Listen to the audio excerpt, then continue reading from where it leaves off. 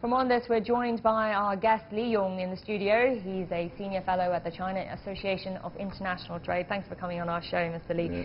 Now, as we said, it's the first time that a fourth plenary session has talked about the subject of improving governance, and President Xi also kind of gave special importance to this. Why do you think this is? Yeah, as a matter of fact, the world is experiencing profound changes unseen in the last 100 years, and that has determined that China is actually at a critical moment in terms of its realizing the what is called the Great Rejuvenation, as well as determine the China is at a critical historical juncture in terms of realizing the two centennial goals.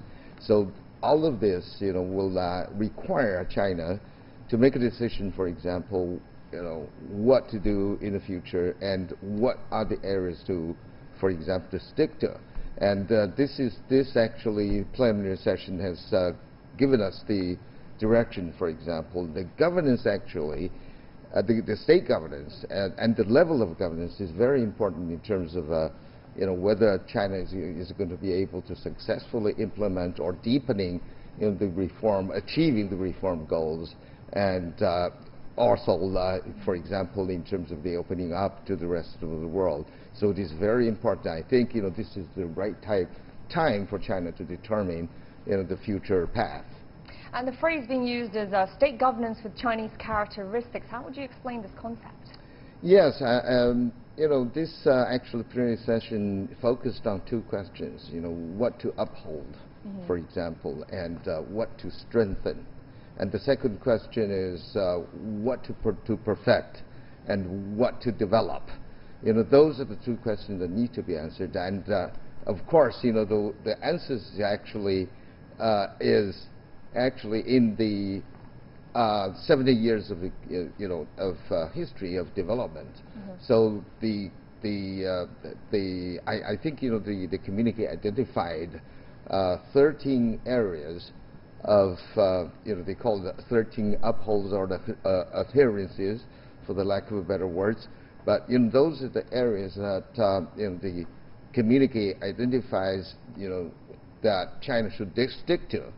But also, I think that is identified as the 13 advantages of the social, of the economic system, or the system with the socialist characteristics.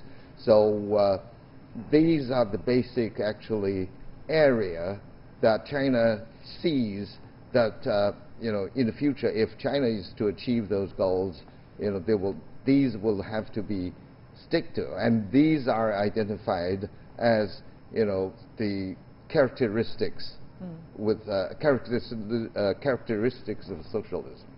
So I think in that sense, there are also two other things I think we need to also notice. One is to improve the effectiveness of the state governance, and the other, which is actually to improve the government effectiveness, and the other thing is the social the social governance, or the community of shared social governance, and that is intended to maintain social stability, for example, in the coming years, or if not in the next 17 years. All right. Thank you so much for your time.